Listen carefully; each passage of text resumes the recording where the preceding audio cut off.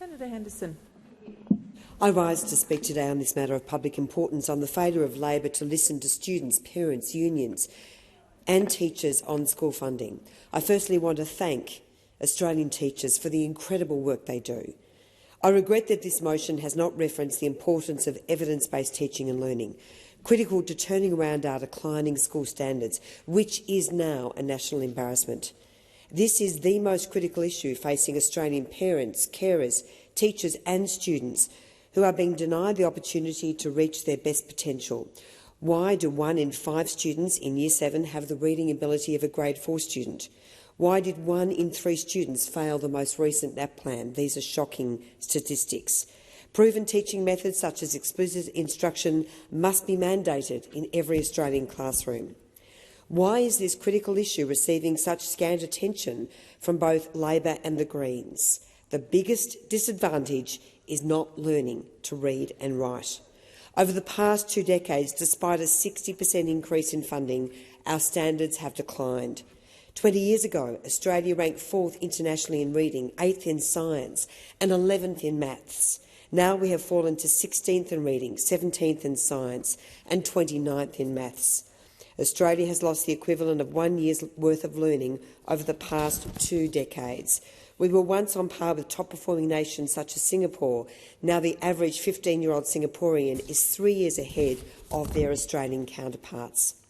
In its submission to Labor's review on the National School Reform Agreement, the Australian Education Research Organisation has reiterated the importance of reforms to ensure that proven evidence-based teaching methods are adopted in every Australian classroom, along with regular student assessment, targeted interventions and continuous database tracking of student progress.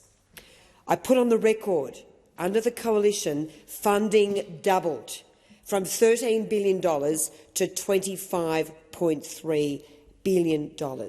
But this is and must not be a funding war, but a war to improve student outcomes, to ensure the next generation of Australians can reach for the stars.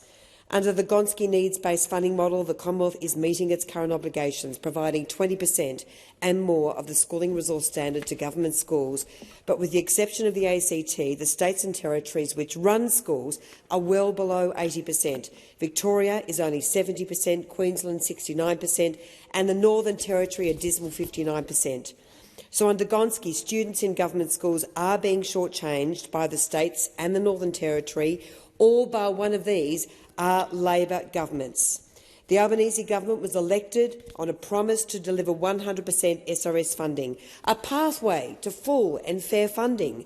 But Labor's pathway has become some fanciful yellow brick road to nowhere.